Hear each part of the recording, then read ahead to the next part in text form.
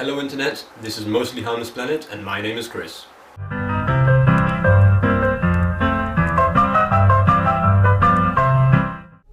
Space, says the Hitchhiker's Guide to the Galaxy, is big. Really big. In fact, you won't believe how vastly, hugely, mind-bogglingly big it is. But if it's so big, and there are billions of galaxies out there, why haven't we made first contact yet?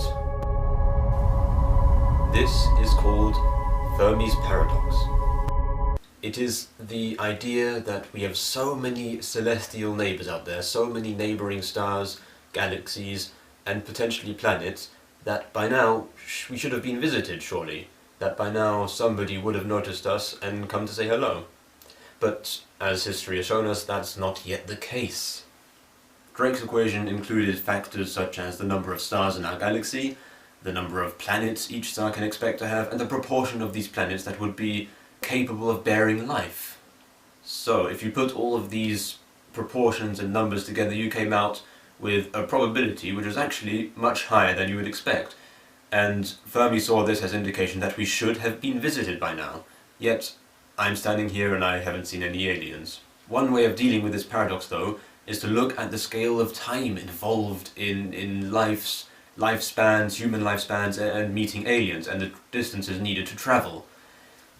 Human civilization, as we know it, has been around for the better part of 5,000 years, if not more. But still, take that 5,000 years and put it as a proportion of the 14 billion years that the universe has existed for, and we've existed for a tiny percentage of the universe's total age.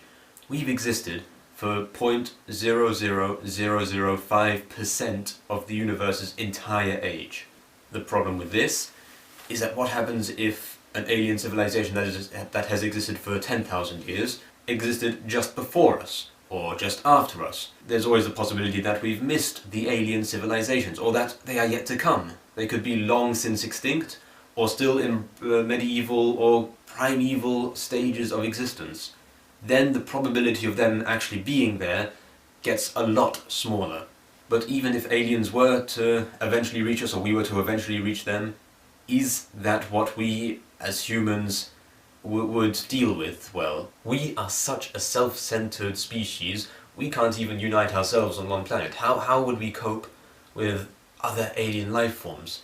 Either we would try and destroy them, they would try and destroy us, we would have minerals they want, they would have minerals and resources that we want.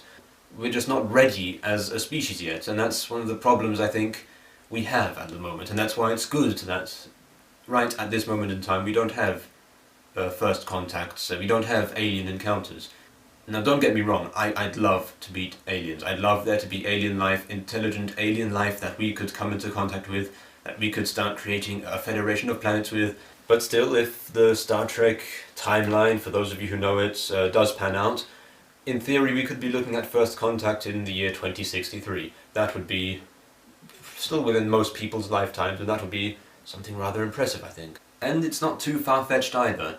Recent estimates by scientists have stated that we could potentially have light speed within the century. Now this is all highly speculative, this is all estimates based on what we know now. It could be that they're talking utter bollocks, but it's not impossible. The universe is a big place. What we understand as life could be unique to us. There could be many other ways of life existing. It could be clouds of highly intelligent shades of blue for all we know. So that's my thought I want to leave you with for today, is that the reason we haven't met aliens yet is that it's probably too improbable if you look at the timescale of things.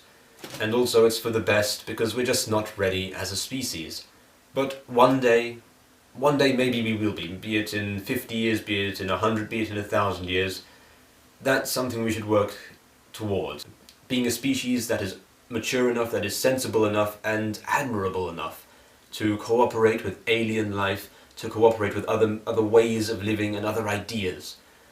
So one day, hopefully we can do this, but until then we're just going to have to sort our own problems out first before we try and reach ET out there. So on that note, it's goodbye from me.